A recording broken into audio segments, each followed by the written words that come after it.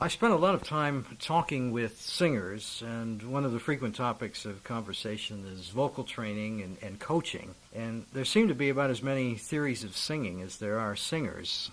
I wonder what kind of vocal training that you had, and do you have any pet theories regarding vocal pedagogy? Well, I have to preface any discussion we have about vocal pedagogy by I'm just going to pose a question to you or throw out something for consideration. The people by whom we judge how well we're doing today, those singers of 2 or 3 generations ago, the generation of Caruso, which included hundreds of great singers, Tetrazzini and Ruffo and Antonio Scotti, Jean Duresque, and all those. How is it that those people became great singers without the benefits of modern vocal pedagogy? And why is it that with all of these so-called advances in modern vocal pedagogy, we have so few great singers today? I think that what we have done is missed the forest for the trees. I think, number one,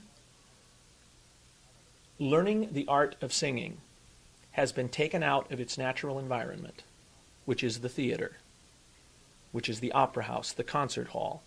It is essentially an oral and aural tradition. And we have put it into the hands of well-meaning academics who generally have no frame of reference. And as a result, we are training people to look for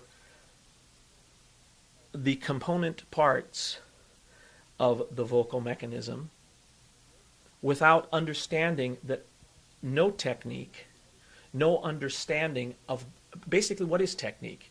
It's an understanding of the human physiology which allows one to sing with a lack of detrimental tension. All right? Almost no voice teachers that I've ever spoken to today when I do master classes have a clue as to what is the basic human physiology and how it functions as it relates to singing. We talk in imagery. We try to come up with gimmicks. We run all kinds of scientific tests and all that kind of thing, and none of those things have produced better singers.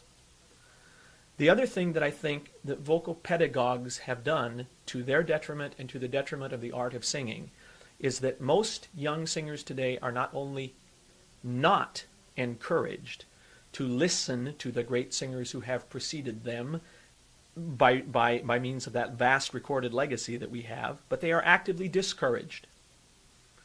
And if you get together a group of singers under the age of 25, under the age of 30 for that matter, and start talking about people like Jean Duresque or Tetrazzini, or scarily enough, even if you start to talk about Birgit Nilsson, I believe that one does not learn how to sing solely from a voice teacher.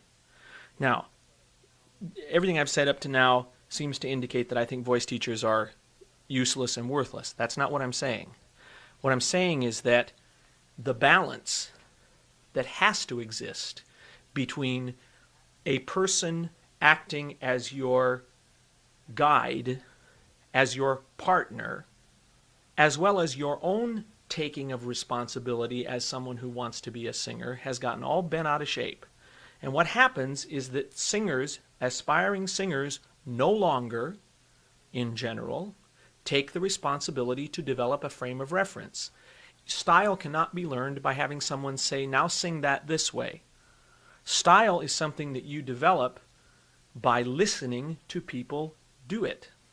And how anybody can pretend that they're trying to be a great opera singer who has never listened to Caruso, to Tetrazzini, to Claudia Muzio, to the list goes on and on and on, it just defies logic for me. If you were a Broadway singer and you were going to do South Pacific for the first time, you would certainly listen to the original cast recording. Why do opera singers, classical singers today, why are they so arrogant that they feel that they, removed by several hundred years from the source, can approach it in a vacuum, can read it in a book, and do it? It's ludicrous. You know, Caruso and those folks knew Mascagni, they knew Verdi, they knew Puccini personally. Some of the German singers knew Wagner. And even if they didn't know Rossini and Donizetti and the people who preceded Wagner and the French composers, they worked with people who did know them. And you are close to the source. It seems to me that modern vocal pedagogy has become so interested in finding the gimmick and so interested in exerting control over the individual student that it has forgotten what it's there to do. And it's no wonder, because as soon as music was taken out of the hands of working musicians and put into the hands of people, well-meaning people, but put into the hands of an academic environment which seeks to present the music of the past as sacred entities, which they were never intended to be, we've distorted what music is about. Music is about the expression of the human condition, and music is about how composers responded to their surroundings. We don't view music that way. We view Mozart's works as pristine things which were handed down to us from on high, and we mustn't ever infuse them with any sort of understanding of the humanity of the music. A friend of mine once said it's as if sometimes one thinks that there was no sexual intercourse that happened until, well into the 19th century. Now, maybe I'm overstating my case, because I don't want to imply for a moment that all of the scholarship and all of the preparation that is necessary to do this is something that one can discard. I'm not saying that at all, because that has to be there. But what we've done is that we have forgotten, largely, in institutions of higher learning, that all of that information should be there to free us to express ourselves. It should free us to understand the parameters of the music, and therefore to make the right choices stylistically for the music. But it's not about that anymore. It's about doing it right and wrong in a very narrow scope. And nobody seems to want to put it all in its proper context. We are taught to be critical, but we are not taught to be discerning. And there's an enormous difference between just finding fault with everything, which is what happens, and trying to be discerning and trying to understand why that performance was that way, or why did this person make that choice. Now, singers, I think, are the biggest sinners when it comes to this stuff. I don't know a single conductor, young conductor, who doesn't listen to the great conductors on recording and compare performances and try to understand why was Furtwängler's Beethoven effective in this way, and why was Fritz Reiner's effective this way. Singers don't do that. I teach enough master classes where I go out, and I don't know what singing students do with their free time, but it's certainly not engaged in listening and developing a frame of reference as to where they've come from. And frankly, if we don't have that, how are we supposed to do justice to these works we're trying to recreate? I think that's one of the reasons why today on the opera stage we have generic performances. All the notes are in the right place, but nobody cares. The audiences don't care. The audiences leave the opera house cold in many cases. And because the singers don't have a frame of reference, they accept roles that they shouldn't because they're inappropriate for them. Because the people running opera houses also don't have the frame of reference anymore.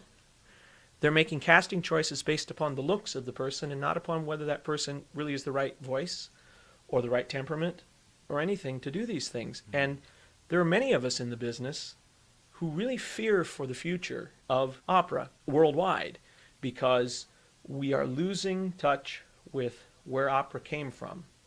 And to me, if you've lost touch with the best traditions from which any kind of musical or theatrical expression springs, you can't possibly then put your own generational stamp on it, because you're entering it as if in a vacuum, and you're trying to reinvent the wheel. And it seems to me that that's what we've done. I've been very fortunate in my life in that I've had voice teachers who were willing to be expendable, voice teachers who took me by the hand and opened my eyes and helped me to understand the physiological requirements of singing, but always said, you have to take responsibility for what you do. It means, you ask my wife, it means that I spend an inordinate amount of time listening to my predecessors. I spend an inordinate amount of time trying to understand why some things work and why some don't. I don't mean to state here that I think I do everything right, because I know I don't. But when I make a mistake, I know that I've made a mistake having come to it with as much knowledge as possible. And if I make a mistake, I don't have anybody else to blame but myself. I still have people that I go to, to coaches and to my voice teacher in New York, but the individual performer is the one that has to take the responsibility, has to have a point of view artistically, has to have an understanding of how he fits into what has preceded him before you can make any kind of a statement, And because it's a lifelong process, it's a learning that never stops, you see. And I think one of the things that pedagogy today tends to do is it tends to be goal-oriented. It tends to be, you learn this technique, and then you have achieved your goal. But it just doesn't work that way. And the more you do it, the more you gain insights as to what you're doing. The more often that you do it, the more desperately you need to find people who are on the same wavelength as you, who can give you honest feedback as to what your work is about. Because I get to make recordings, I find that that is a great tool for me. Because in the recording studio, you can hear, if you view the recording as part of the process, if you view the recording process as part of the process of continuing to learn about how it all works, when you listen to the playbacks, what I tend to do is to not worry about, am I louder than the other singers? What I tend to listen for is, did I sing that as beautifully as I could? Why did that work and that didn't? And then you go back and do the second take and you try very subtle kinds of changes. Now, I'm not sure that I could even teach somebody the things that I'm talking about, because they are the result of having done this for nearly 20 years and the result of having trained my ear and trained my psyche over years and years and years and years of listening to everybody that I could put my hands on. And frankly, I don't know any other substitute. People that play jazz, for instance, tell you that they learn to play jazz from listening to other people. People that are in orchestras have to learn to listen to be a part of that thing. Singers are the only musicians in the world, particularly opera singers, who don't listen, who are not trained to listen. They are self-centered, and I know that what I say here is going to offend a lot of teachers, but I'm not indicting the teachers. I don't know a single voice teacher that sets out to do harm to his or her students. That's not it. I mean, I think that those people are among the most earnest and desirous of doing right of any group of people that you can think of. But because of the situation in which they find themselves, I think they have to encourage their students not to put so much responsibility on them as teachers. And they have to say to the student from time to time, I don't know, you're going to have to figure that out for yourself. Go listen to 45 great sopranos. Lock yourself in your room, because ultimately we teach ourselves how to sing, no matter how good your teacher is. There's just an anecdote that I could use to end this long-winded discourse here. A friend of mine told me about a man that he used to know in New York who had heard Caruso when this gentleman was a very, very young man. He went to hear Caruso sing at the Met in about 1916, 1915. And he talks as a 15-year-old kid sitting up in the rafters there and being spellbound by the great Caruso. And he said, I watched everything that Caruso did, and I understood clearly, I understood perfectly to the depths of my soul how to sing. Because I watched him and I said, yes, that's it. And he said, I went home and I stood in front of the mirror and I did exactly what Caruso had done. And I sounded terrible. If you're looking for guarantees, there aren't any.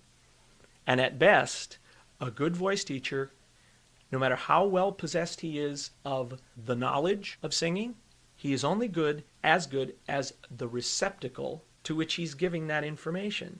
And I think that there could be a lot greater singers in the world than there are today if vocal students would understand that they don't need anybody's permission to sing. They have to take the responsibility to do it. Because if that's what they really want to do, they will find a path. They will find a way. I think that's really what it's all about.